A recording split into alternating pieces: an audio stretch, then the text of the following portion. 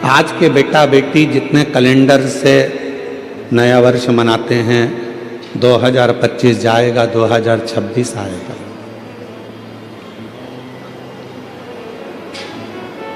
शिव महापुराण की कथा इस 2025 में आपके मुंबई में हो रही है। जब अगला 2026 आए तो यहाँ पर जितने शिव भक्त बैठे हैं वो भगवान से ऐसी प्रार्थना कर कर जाना कि मेरे भोले बाबा हमको उस लायक बनाना कि एक बार हम भी अपनी मुंबई में शिव महापुराण की कथा खुद करें। इतना सामर्थ्यवान हमको बनाना। अब उतना सामर्थ्यवान बनने के लिए आपको दो चीजें चाहिए। आप सब 2026 जब प्रारंभ हो तो दो चीजें अपने पास में रखना, एक मेहनत और दूसरा महादेव। अगर आपके पास में है तो आप 2026 में एक ना एक बार शिव पुराण की कथा जरूर करवा सकते हो। मेहनत और महादेव। आज व्यक्ति मेहनत से पीछे हट जाता है। शिव महापुराण की कथा कहती है दुनिया में ऐसा कोई कुर्सी नहीं, ऐसा कोई सिंहासन नहीं, ऐसा कोई पद नहीं जिस पे तुम नहीं बैठ सकते।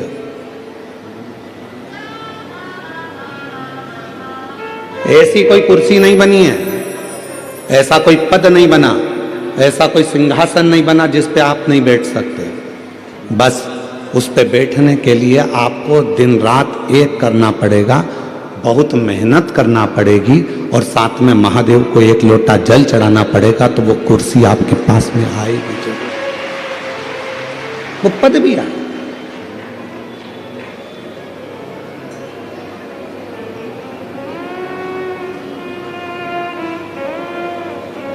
एक लाइन है, जो डर गया जम के बोलो वो मर गया।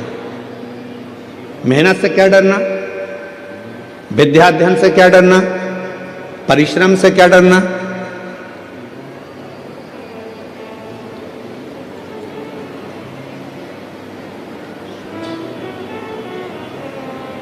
किसी ने कह दिया कि तू ये डॉक्टर की पढ़ाई नहीं कर सकता, तू नीट क्लियर नहीं कर सकता, तू आईएएस ऑफिसर नहीं बन सकता। जिसने कहा उसी दिन अपने मन में संकल्प कर लीजिए कि अब मैं नीट क्लियर कर कर रहूँगा, अब मैं सीए क्लियर कर कर रहूँगा, अब मैं आईएएस ऑफिसर बनकर रहूँगा। अब मुझे मेहनत को बढ़ाना है, 4 गुना करना है, परिश्रम करना है, रात दिन एक करना है और शिव जी को एक लोटा जल चढ़ाना है और बढ़ते चले जाना है। तो निश्चित है कि मैं अपनी उस मंजिल तक पहुँचूँगा।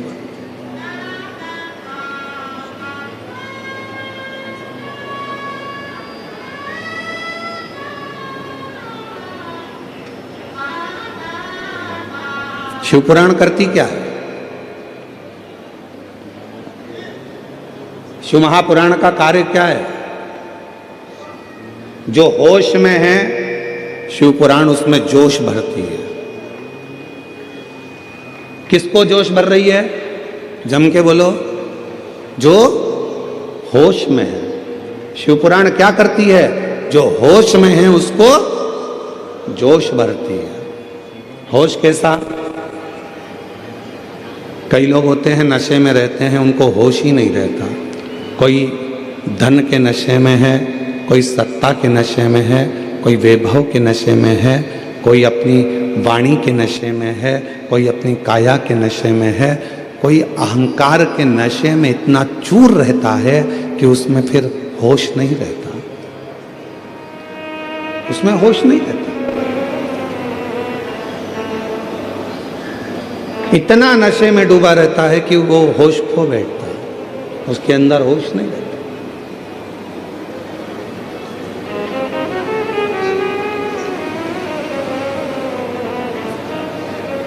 नशा केवल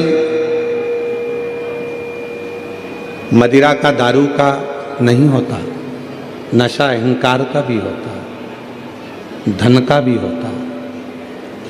और याद रखना,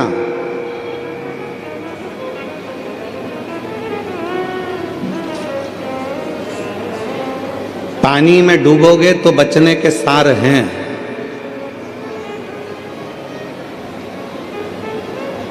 पानी में डूबोगे तो बच भी सकते हो, पर याद रखना दारू की प्याली में डूबोगे तो जिंदगी में कभी नहीं बच पाओगे।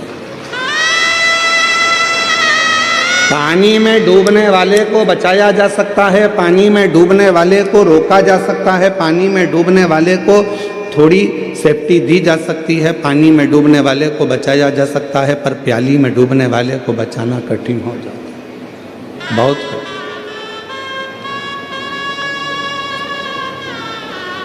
और उससे भी ज्यादा कठिन है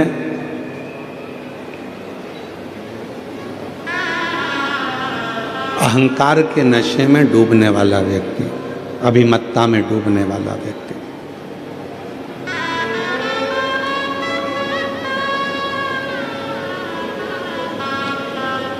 हमारे यहाँ तो कितनी सुंदर भाषा में कहा कि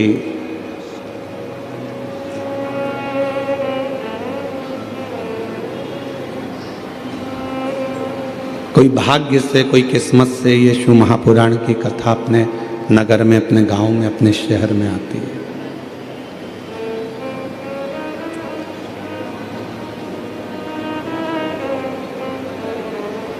दौलत को पाके तुम कभी अभिमान ना करो, दौलत को पाके तुम कभी अभिमान ना करो, दौलत को पाके तुम कभी अभिमान ना करो, माटी में मिल जाती है दौलत कभी कभी, माटी में मिल ही जाती है दौलत कभी कभी, होती है अपने मुंबई में शिव पुराण कभी कभी, होती है अपने मुंबई में शिव पुराण कभी कभी, बेटे को पाके तुम कभी अभिमान ना करो, बेटों को पाके तुम कभी अभिमान ना करो, बन जाते हैं पड़ोसी बेटा कभी कभी, बन जाते हैं पड़ोसी बेटा कभी कभी, होती है अपने मुंबई में शिव पुराण कभी कभी, और बेटी को पाके तुम कभी अभिमान ना करो,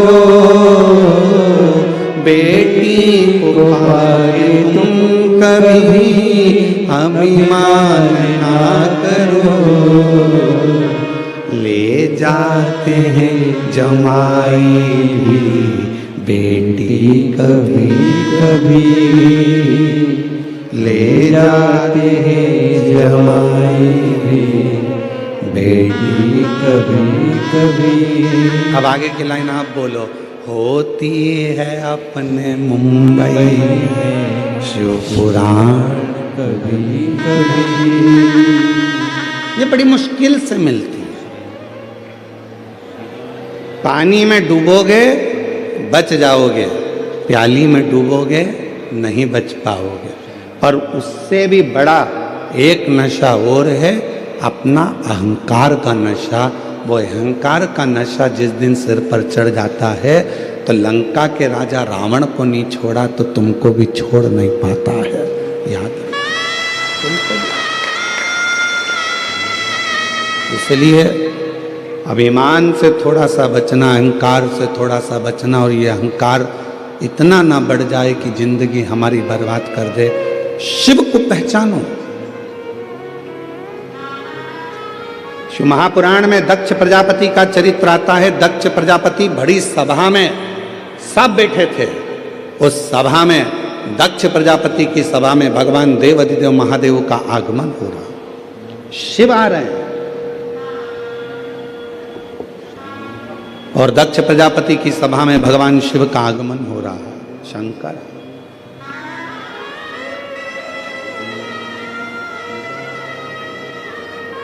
बीच में भगवान विष्णु जी मिल गए, शिव जी उनसे मिलने में रह गए। थोड़े आगे बढ़े तो ब्रह्मा जी मिल गए, ब्रह्मा जी से मिलने में रह गए। फिर और आगे बढ़े तो इंद्रदेव मिल गए, गरुण देव मिल गए, वरुण देव मिल गए। डीले कम कर दे बाबा।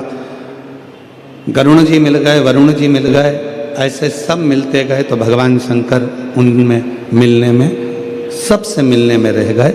और जो दक्ष प्रजापति था, जो सिंहासन पर बैठा हुआ था, दक्ष प्रजापति ध्यान नहीं दे पाए और शिव जी ने भी उन पर ध्यान नहीं दिया और अपने सिंहासन पर जाकर भगवान देव अधिदेव महादेव बैठ गए। शिव बैठे, दक्ष प्रजापति उठकर खड़े हो गए, क्रोध में आ गए। हे शिव, मैंने अपनी बेटी सती का विवाह तेरे साथ में करा है, तुम्हारे साथ में सती को ब्याया है और तुम मेरे दामाद होकर तुमने मुझे प्रणाम नहीं किया।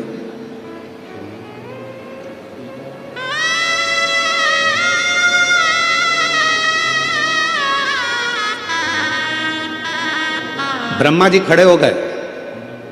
ब्रह्मा जी ने खड़े होकर दक्ष प्रजापति से कहा कि भगवान विष्णु, ब्रह्मा, इंद्र, गरुण, वरुण, 33 कोटि देवता तुम्हारी सभा में आए, सबने तुमको हाथ जोड़कर नमन किया। अगर शिव जी ने नहीं करा तो तुम्हें शांत रहना चाहिए, पर सिर के ऊपर तो अहम इतना भरा हुआ था कि सबने प्रणाम करा वो नहीं दिखा, पर शिव ने प्रणाम नहीं करा वो दिख गया। ये दुनिया की रीति है। आज के मेहमान और पहले के मेहमान में अंतर है। पहले के मेहमान को ले जाकर आधा गिलास पानी भी देते थे ना, तो पहले के मेहमान कहते थे बहुत बढ़िया भैया पानी पिला दिया तुमने। आधी कप चाय भी देते थे तो पहले के मेहमान कहते थे भैया बहुत अच्छा घर है, कम से कम चाय तो पिला दी। उन्होंने ये नहीं कहा कि आधा गिलास पानी था कि आधा कप चाय थी। आज का मेहमान ऐसा हो गया कि अगर उसको थोड़ा सा गिलास पानी का खाली होगा तो वो मुख से कह देगा आधा गिलास पानी खाली है। निवेदन है, खाली क्यों दिख रहा है? क्योंकि तुम्हारी बुद्धि खाली है। अगर बुद्धि में प्रेम भरा होता, भक्ति भरी होती, ज्ञान भरा होता तो वो गिलास खाली नहीं दिखता, जितना पानी आया वो भरा हुआ ही नजर आता। पर हमारी बुद्धि अज्ञानता से भरी, हमारी बुद्धि अज्ञानता से भरी है, हमारी बुद्धि अविवेकता से भरी है। हमारी बुद्धि में वो भक्ति, वो प्रेम, वो श्रद्धा, वो विश्वास सब समाप्त होते चले गया, इसलिए हमको उसमें कम नजर आता, कम दिखता।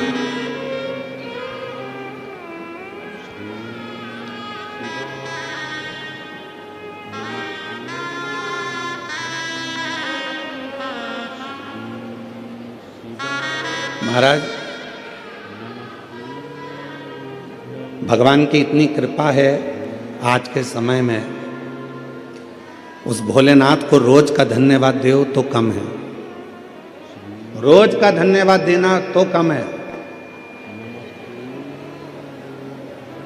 कोरोना महामारी आई थी, पूरा विश्व हिल गया था।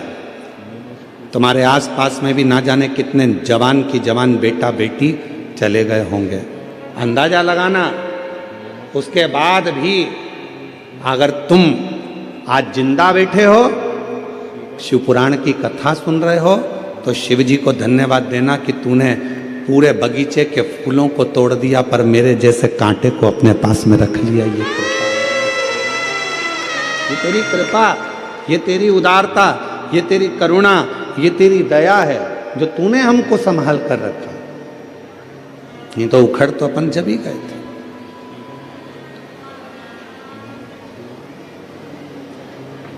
एक होती है गुलाब जामुन, एक होता है गुलाब का फूल। किस किस ने देखी है दोनों चीजें? हाथ उठाओ जल्दी से।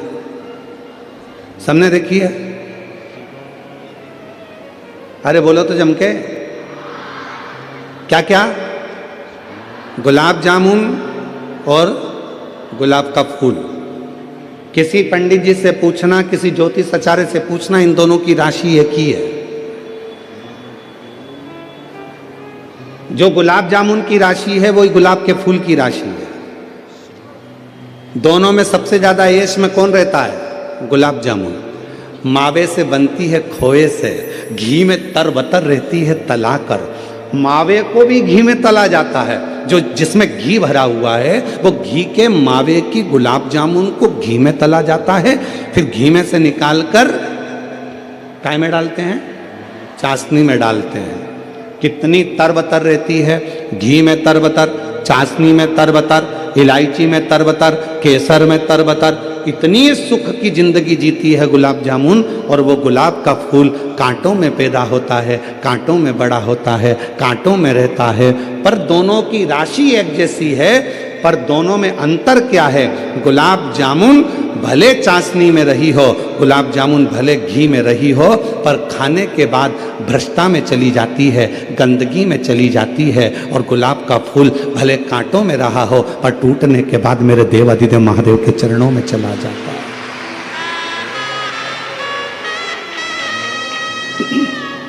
शिव के चरणों में, भगवान शंकर के चरणों में चला जाता है। राशि एक ही है, गुलाब का फूल और गुलाब जामुन की राशि एक ही है। पर याद रखना, सुख मिल रहा है वो परमात्मा से दूर है, दुख मिल रहा है परमात्मा के नजदीक है, परमात्मा के नजदीक।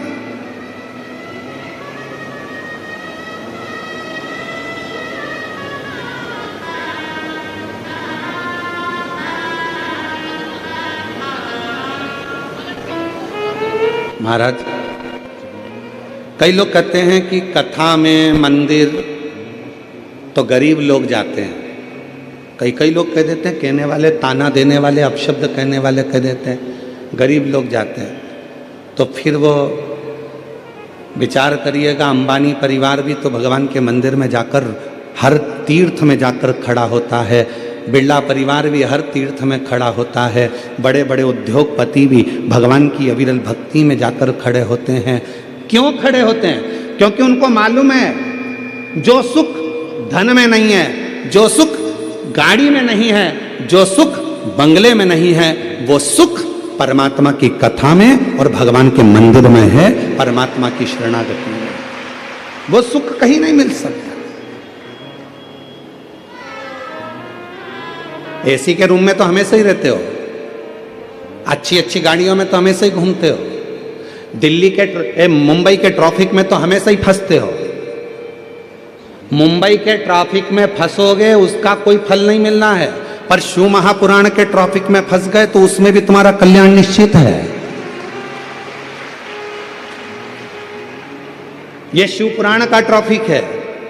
हो सकता है 1.5 घंटा 2 घंटा ट्रैफिक में जाम में तुम फंस जाओ, चिढ़ना मती, हताश मत होना।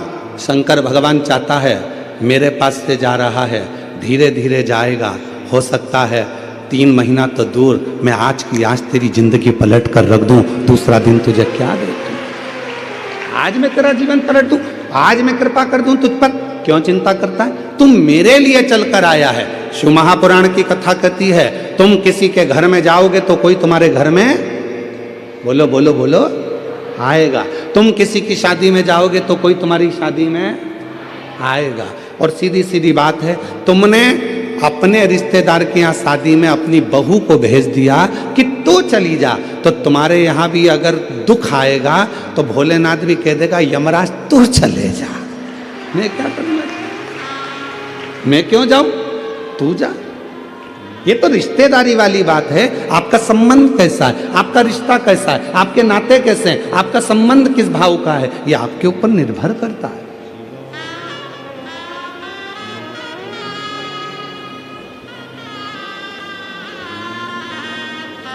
आप उसके आश्रित होकर जिए।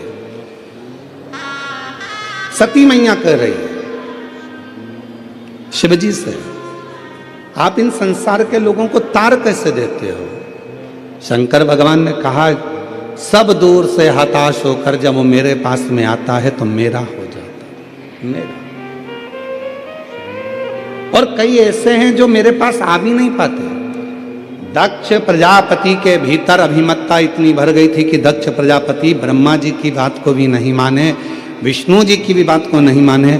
आखिरी में दक्ष प्रजापति ने श्राप दे दिया भगवान भोलेनाथ को कि तुम मेरे दामाद होकर, जमाई होकर तुमने मुझे प्रणाम नहीं करा, मैं तुम्हें श्राप देता हूं कि तुम शमशान में निवास करोगे। कहाँ निवास करोगे? शमशान में। शंकर भगवान सिंहासन से उठ गए, नाचने लगे, बहुत आनंद में अपना डमरू बजाने लगे। तो भगवान विष्णु जी ने पूछा कि तुम्हें तुम्हारे ससुर ने श्राप दिया है शमशान में रहने का और तुम नाच रहे हो? शंकर भगवान बोले, मेरे ससुर जैसा दुनिया में कोई ससुर नहीं होगा, उसने मेरे लिए कितना अच्छा सोचा। उसको मालूम है आने वाले समय में लोग जगह जगह आक्रमण कर लेंगे, अतिक्रमण कर लेंगे, पर एक ही जगह रह जाएगी शमशान, जहां दुनिया का कोई अतिक्रमण नहीं होगा। शिव जी को मुझे आज वो स्थान दिया है जहां कोई अतिक्रमण नहीं करता, किसी पर कोई उस पर कब्जा नहीं करता। दुनिया में बंगला बनाओगे तो लोग कब्जा कर लेंगे, मकान बनाओगे तो कब्जा कर लेंगे, फ्लैट बनाओगे तो कब्जा कर लेंगे, दुकान बनाओगे तो कब्जा कर लेंगे, होटला बनाओगे तो कब्जा कर लेंगे, पर शमशान में कोई कब्जा नहीं करता। जिस जगह पर मुर्दा जलता है उतनी जगह कोई कब्जा नहीं करता। सबको मालूम है एक दिन यहीं सज धज के आना है और आखिरी में शिव के हो जाना है, फिर कोई बचता कुछ नहीं। उसमें डरने वाली बात कौन सी है?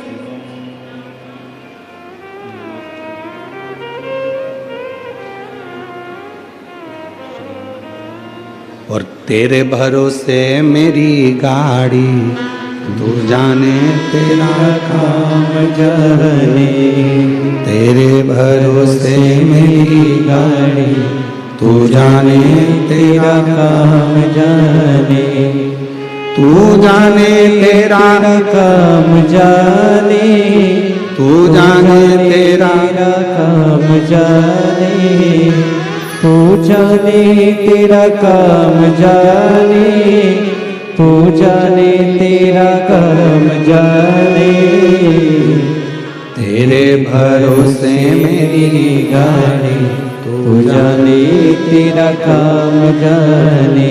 तेरे भरोसे में जी रहा हूं, कुछ भी नहीं, कुछ भी नहीं। हम उस पे आश्रित हो जाए।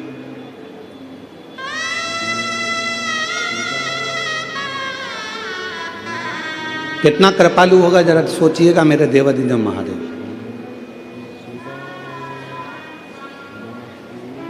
एक मधुरा नाम की अप्सरा थी, बहुत सुंदर थी, बहुत सुंदर। इतनी सुंदर अप्सरा थी, इतनी सुंदर अप्सरा थी कि उसको कोई देख लेता था तो कहते हैं कि वो 100-200 साल तो वहीं एक जगह पर खड़ा रह जाता था। इतनी सुंदर अप्सरा थी मधुरा, इतनी सुंदर।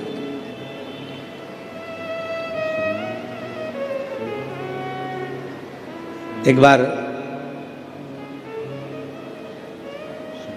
बाबा भोलेनाथ जी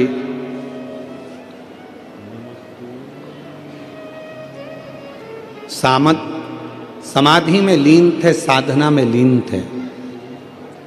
बहुत तेज जलवृष्टि हो गई, बहुत तेज।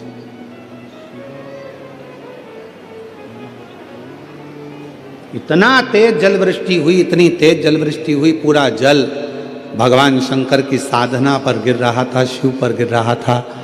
शंकर भगवान बड़े सुंदर दिख रहे थे, बड़े सुंदर।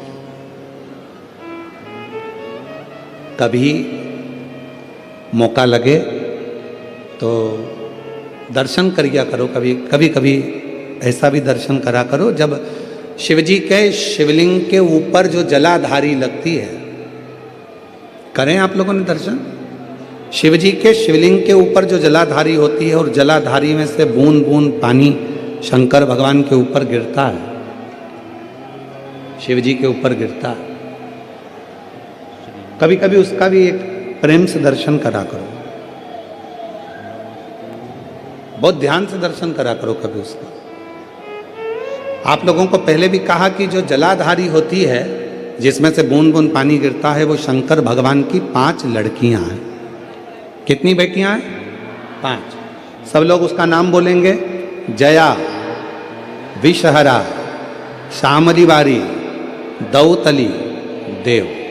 ये शंकर भगवान की 5 लड़कियां हैं जो शिव जी के ऊपर निरंतर एक एक बूंद पानी गिरा रही हैं। निरंतर जल गिर रहा है, निरंतर जल पड़ रहा है। कभी अगर मौका मिला करे तो एक बार जब आप शिव जी को जल चढ़ाने जाओ, लोटा भर के जल चढ़ाने जाओ, भगवान शंकर को जल अर्पित करने जाओ, तो कभी कभी अगर तुम्हारे थोड़ा सा समय तुमको तुम्हारे घर से अगर मिल जाए तो 2-5 मिनट शिव जी की जलाधारी में से जो पानी गिरता है उसका भी दर्शन करा करो, उसका दर्शन किया। कभी कभी। और यहां तक शिवपुराण कहती है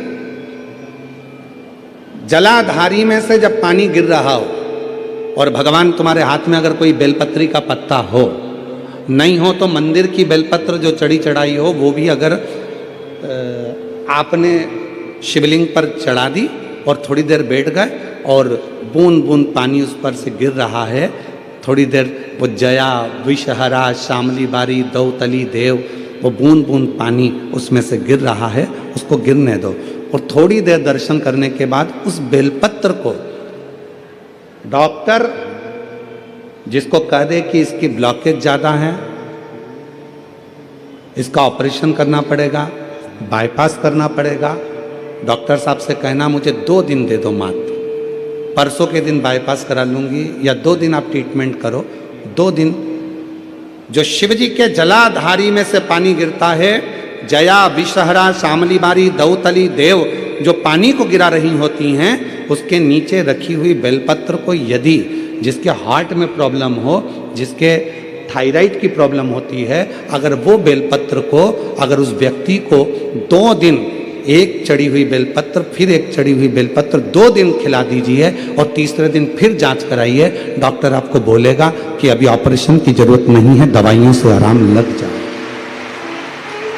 दवाइयों से आराम, डॉक्टर को जरूर दिखाओ, डॉक्टर का इलाज करवाओ, क्योंकि हमारे यहाँ शिव महापुराण में डॉक्टर को शिव का एक रूप कहा गया है, शंकर भगवान को डॉक्टर कहा गया है, क्योंकि शिव और डॉक्टर दोनों को विश्वास का प्रतिबिंब कहा गया। डॉक्टर का प्रतिबिंब विश्वास। एक पत्र है, अच्छा है,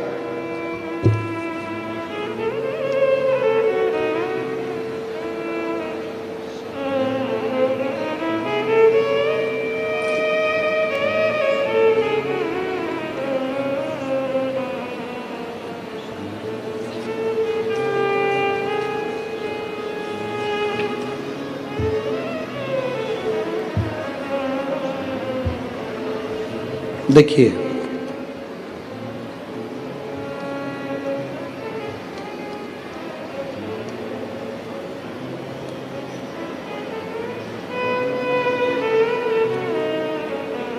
मेरा नाम साधना मिश्रा है, मेरे पति का नाम शिव शंकर मिश्रा है। मैं विरार पालघर महाराष्ट्र में रहती हूँ। कहीं बैठी हों तो हाथ हिला सकती हैं, अगर कहीं बैठी हो तो हाथ हिला सकती हैं। मेरा नाम साधना मिश्रा है, मेरे पति का नाम शिव शंकर मिश्रा है। मैं विरार पालघर महाराष्ट्र में रहती हूँ। कहीं बैठी हो तो हाथ हिला सकती हैं। आप ही हैं, आ जाइए, आ जाओ, एक बेलपत्र लेकर जाइएगा। गुरुजी, मैं बाबा की कृपा का क्या वर्णन करूं। 2022 में मेरे पति को कैंसर हो गया था। टाटा हॉस्पिटल मुंबई में मैंने दिखाया, डॉक्टर बोले 4थे स्टेज का कैंसर है, मात्र 6 महीने की इनकी उम्र है, तुम इनकी सेवा कर लो और इससे ज़्यादा कुछ नहीं है। ऑपरेशन भी कराओगे, सफलता इसमें नहीं है, क्योंकि 4th स्टेज का है, ये नहीं बचेंगे, इनको आप घर ले जाओ। हमने डॉक्टर से कहा आप दवाइयाँ दीजिए, बाकी का शिव जी पर छोड़ दिया। गुरुदेव, एक रिश्तेदार ने कहा सियोर वाला बाबा कथा कहता है, वो वर्णन करता है कि शिव पर चढ़ी हुई बेलपत्र यदि खिलाई जाए, शंकर पर चढ़ा हुआ पानी पिलाया जाए और घर से 1 लोटा जल रोज ले जाकर चढ़ाया जाए तो उसका फल मिलता है। गुरुदेव मैं तो जानती भी नहीं थी, किसी के कहने पर मैं सीहोर पहुंच गई। सीहोर में जाकर वहां कंकर शंकर की पूजा की है। गुरुदेव सीहोर गए, वहां जाकर कंकर शंकर की पूजा की है। वहीं से एक रुद्राक्ष मांग कर लाए, वही गलाकर बाबा को चढ़ाते और वही जल अपने पति को पिलाते। एक बेलपत्र बाबा से मांग कर लाती और शिव जी की बेलपत्र अपने पति को खिला देती। आज डॉक्टर ने 2022 में गुरुदेव केवल 6 महीने दिए थे। आज मेरे बाबा की कृपा से उनको पूर्ण तरह से कैंसर में आराम मिल गया और बाबा की कृपा से वो ठीक हैं। ये शिव की कृपा है। गुरुदेव एक बात और कहना चाहती हूँ, मेरा लड़का गुरुदेव मेरा लड़का नीट की तैयारी कर रहा था लेकिन निकल नहीं पा रहा था। तब मैं उसको सूरत में जब कथा हो रही थी वहाँ पंडाल में लेकर गई, क्योंकि मैंने सुना था पंडाल में बैठकर जो मांगा जाता है शिवजी 3 महीने के अंदर जरूर देते हैं। मैंने अपने लड़के से कहा तू मुझे मेरे साथ सूरत चल। मेरा लड़का सूरत गया। कथा के पंडाल में बहुत भीड़ थी, हम लोग एक कोने में जाकर बैठ गए। कथा सुनी, वहाँ की मिट्टी को मैंने अपने बेटे के मस्तक पर लगा दिया और कहा यहाँ प्रणाम कर कर चल, बाबा से बोल कर चल कि नीट क्लियर हो जाएगा, मैं पंडाल में कथा सुनूंगा। गुरुदेव आज मैं बाबा को धन्यवाद देने के लिए आई हूँ। मेरे लड़के ने सूरत से आने के बाद आपके कहने पर पढ़ाई को 4 गुना बढ़ाया, रात दिन एक कर दिया और बाबा की कृपा से वो नीट क्लियर कर लिया। आज मेरा लड़का नांदेड़ में MBBS की डॉक्टरी की पढ़ाई कर रहा है। मैं बाबा को यहाँ प्रणाम करने के लिए आई। ये शिव भक्ति, ये शिव की उपासना है, ये शिव की साधना है, ये शिव की कृपा है, ये करुणा है, ये दया है।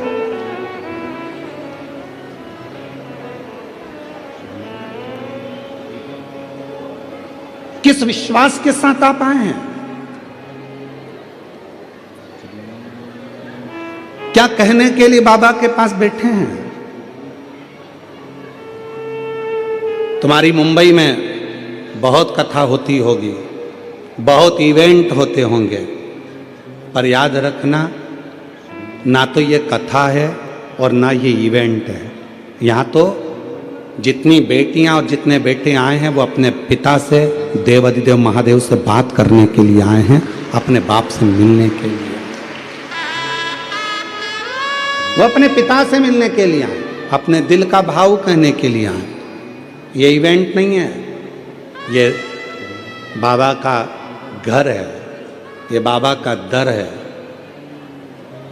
कहते हैं भूमि पर अगर एच लिखा होता है तो वह हेलीपैड कहलाता है, जहां हेलीकॉप्टर उतर जाता है। शिव महापुराण का जहां पंडाल लगता है, मेरा भोलेनाथ कैलाश पर से भ्रमण करता हुआ आता है और उस कथा के पंडाल में उतर जाता है। कथा वो शिव है, वो शंकर।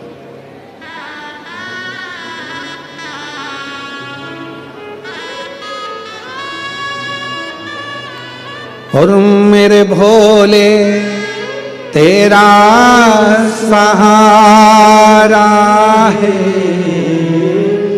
मेरे भोले तेरा सहारा है,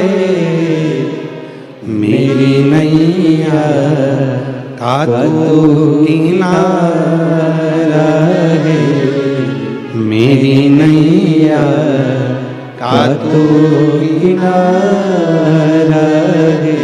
मेरे बाबा तुझे पुकारा है, मेरे बाबा तुझे पुकारा है, मेरी नैया का तू किनारा है, मेरी नैया का तू किनारा है।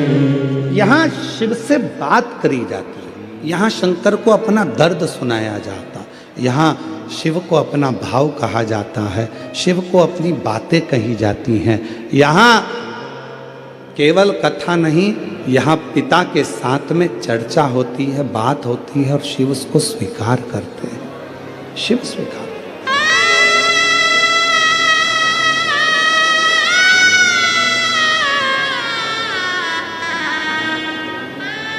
आप में से कितनी माताएं हैं जो सब्जी बनाती हैं रोज, अपने अपने घर में जो सब्जी बनाती हैं? सब बनाती हो? ठीक है। सब्जी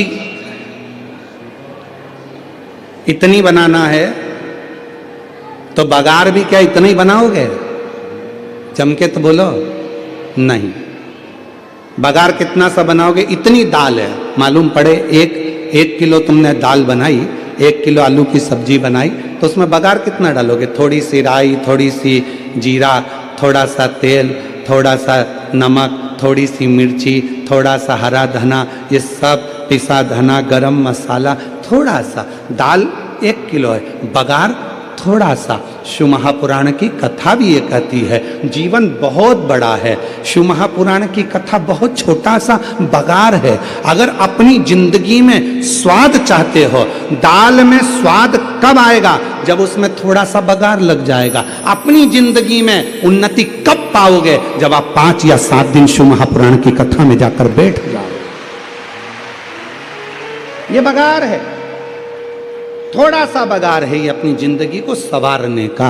ये छोटा सा थोड़ा सा बघार है अपने जीवन को श्रेष्ठ बनाने का। थोड़ा सा बघार,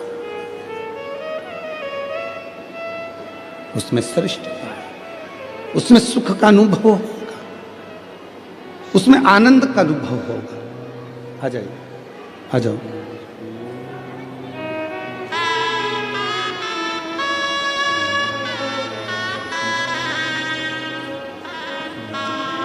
और शंभु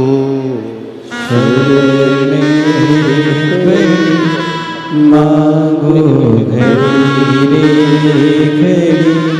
दुख काटो। जोरदार ताली बजाओ। डॉक्टर ने केवल 6 महीना दिया था पति को और कह दिया था कि इसको घर ले जाओ। 4th स्टेज का कैंसर था और ऑपरेशन भी नहीं हो सकता, बचना मुश्किल है।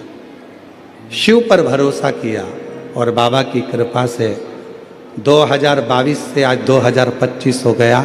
शिव का जल पीते हैं, बेलपत्र खाते हैं और अपनी मस्ती में अपने काम धंधे पर जा रहे हैं। शिव कृपा है। बेटा नीट क्लियर नहीं कर रहा था तो सूरत की कथा में पहुंच गई और वहां बैठकर बेटे को कथा सुनवाई, प्रार्थना कराई, विनती करी। शिव की कृपा से आज नांदेड़ में MBBS कर रहा। शिव उपासना, शिव भक्ति।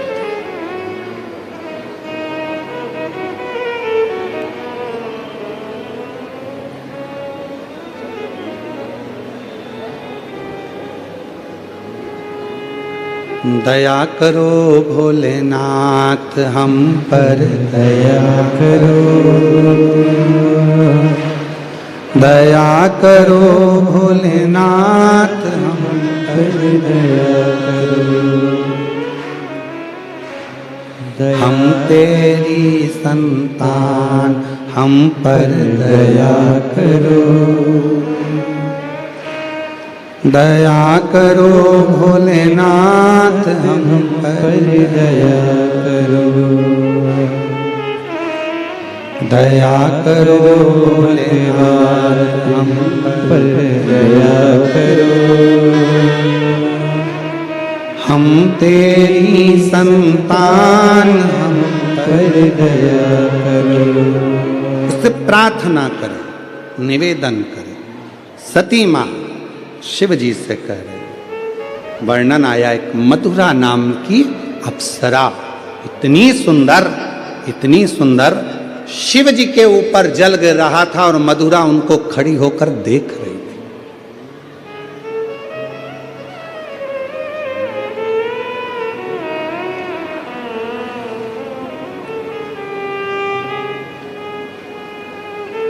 जो मधुरा अप्सरा को देखता था वो खड़ा की खड़ा रह जाता था सालों तक। पर शिवजी के सामने मधुरा अप्सरा पहुंची, पर भगवान देवादिदेव महादेव ने अपने नेत्र तक नहीं खोले। भगवान शंकर नेत्र नहीं खोले।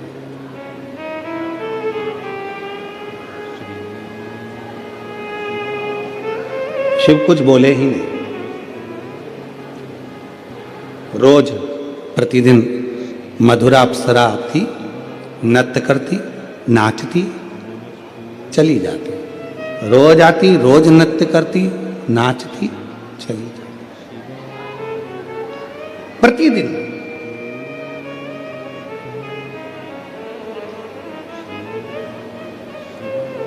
अब एक दिन मधुरा अप्सरा ने बड़ा गलत कृत्य कर दिया।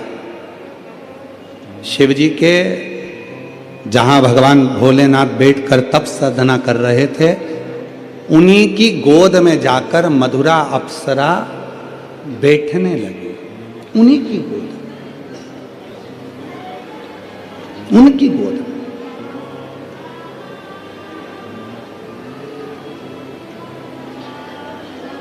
मेरी जीजियों, मेरे जीजाओं, मेरी बेटियों, बेटाओं, मेरी माता, मेरे बुजुर्ग माँ बाप, एक बात अपने अंदर उतार कर रखिएगा।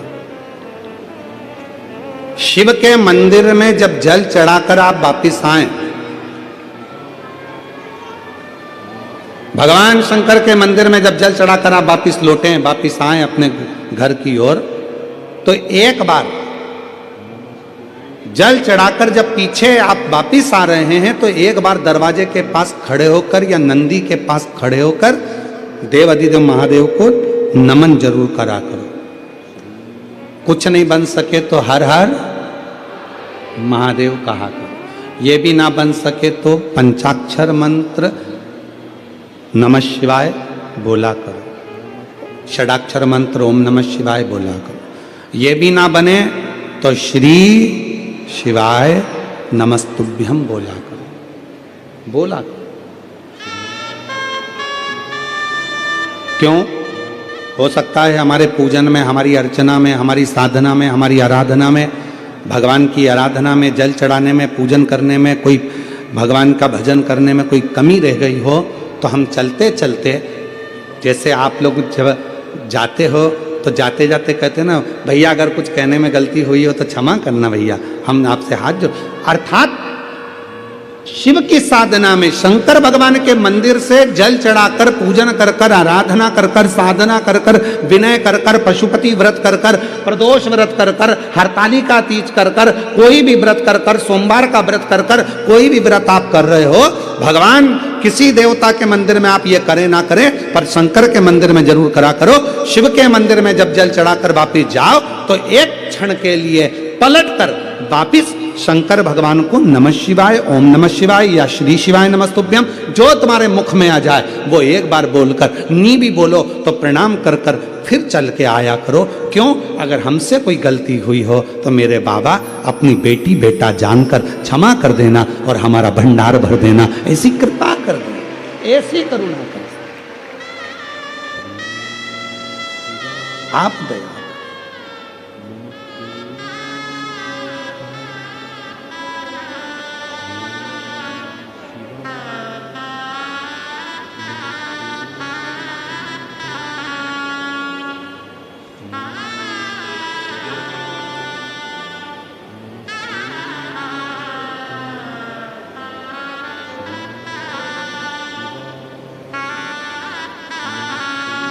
फिर शिव आएगा।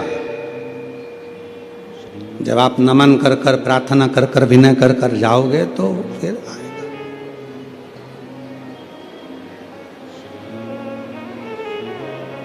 फिर पीछे नहीं हटोगे, कह सकते हो आला रे आला, शंकर आला, फिर कहोगे आएगा, शिव जरूर आएगा, शंकर जरूर आएगा, अविरल भक्ति के साथ आएगा।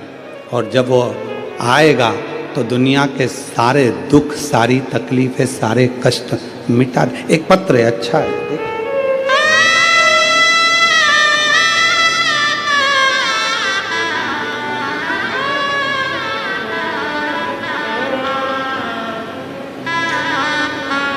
मैं राधा चौरसिया, मेरे पति का नाम अजय चौरसिया, मैं नेरुक निवासी हूँ, मुंबई में रहती हूँ।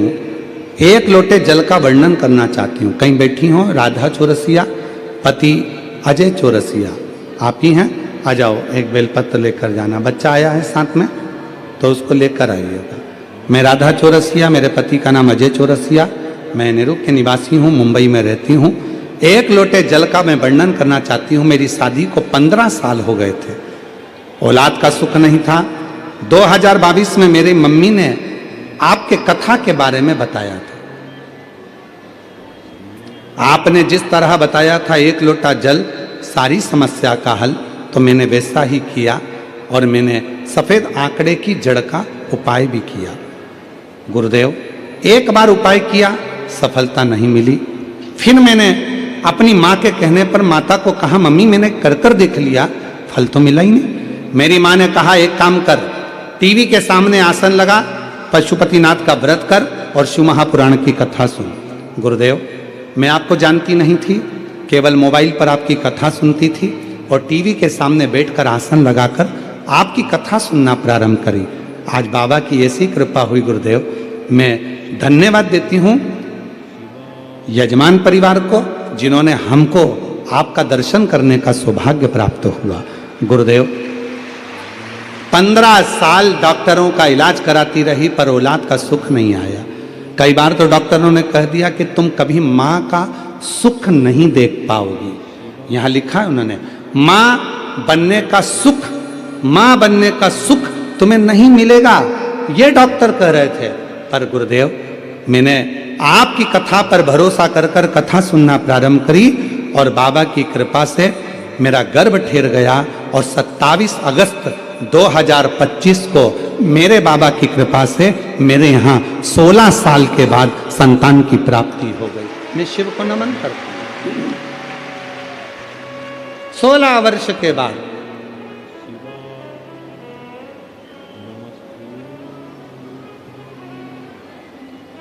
एक लाइन अच्छी लिखी है, अरे लुटा दिया भंडार काशी वाले, कर दिया माला माल काशी वाले ने, लुटा दिया भंडार काशी वाले ने, कर दिया माला माल काशी वाले ने।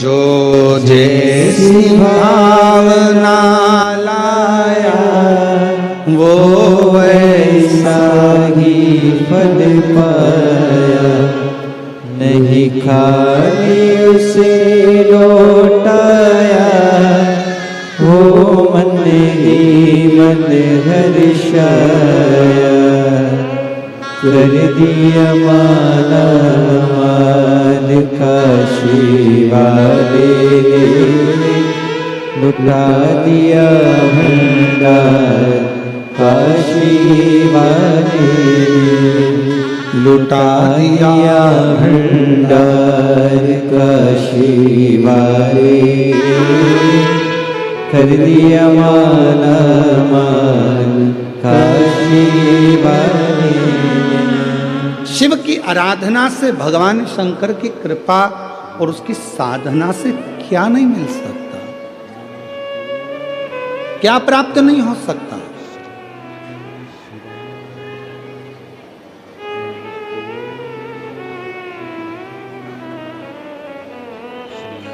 आपको लगता है आप कथा सुनने के लिए आए,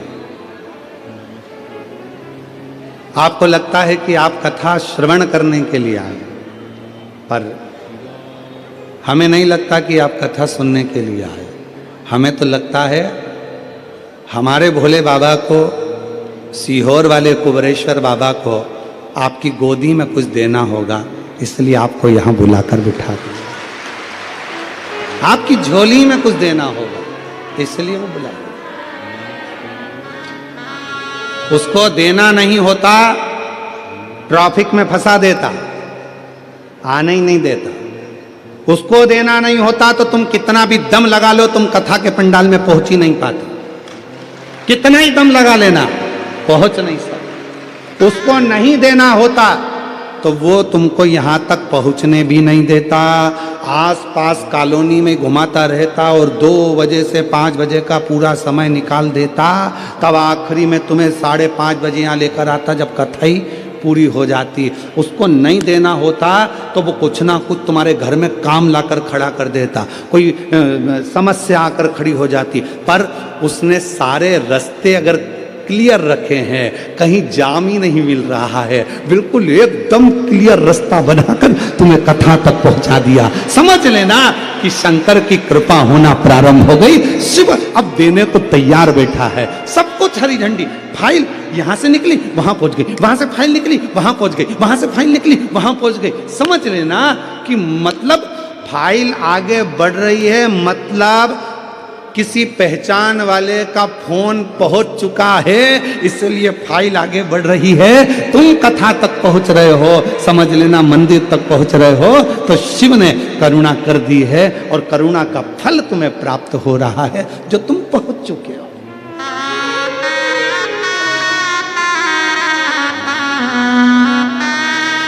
वो उसकी कृपा। बोल बम का नारा है,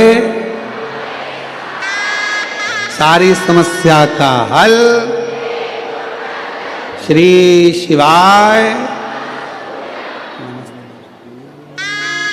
वो कृपा करना,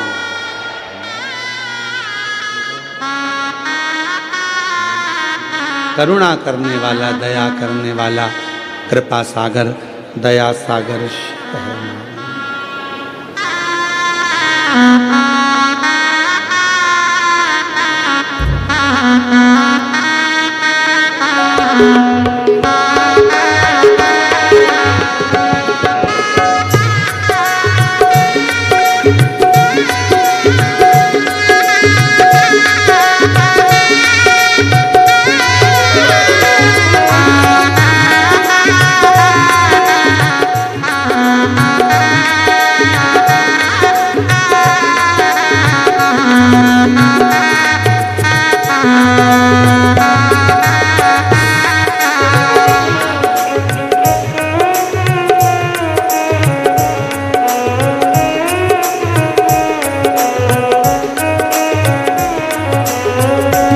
मेरा भोला मुंबई में आया है, मेरा भोला मुंबई में आया है, मेरा भोला मुंबई में आया है, मेरा भोला मुंबई में आया है। हरि ओम में ओम समाया है, मेरा भोला नगर में आया है। हरि ओम समाया है, मेरा भोला मुंबई में आया है। हरि ओम में ओम समाया है, मेरा भोला नगर में आया है। हरि ओम में ओम समाया है, मेरा भोला नगर में आया है।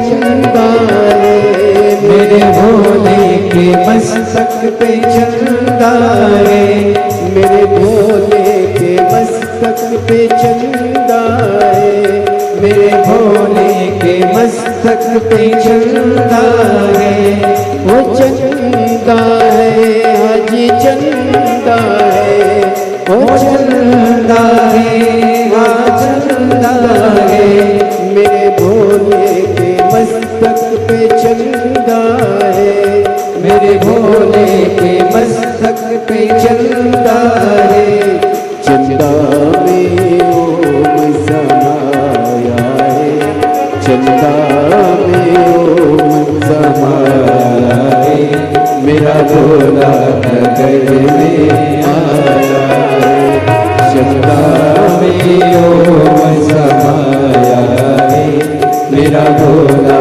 नगर में आया है, मेरा भोला नगर में आया है, मेरा भोला नगर में आया है, वो मेरा भोला नगर में आया है, मेरा भोला नगर में आया है, हरिओम में ओम समाया है, हरिओम में ओम समाया है, मेरा भोला नगर में आया है, हरिओम में ओम समाया है, मेरा भोला नगर में आया है।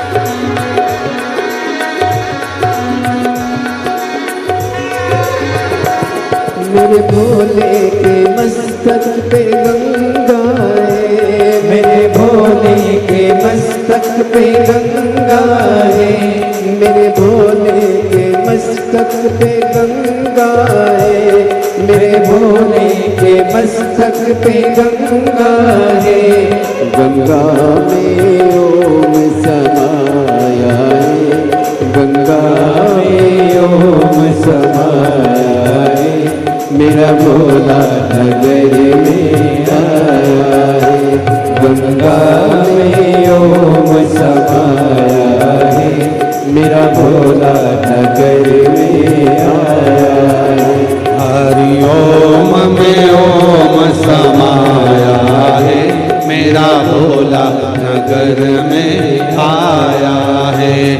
हरि ओम में ओम समाया है, मेरा भोला नगर में आया है। हरि ओम में ओम समाया है, मेरा भोला नगर में आया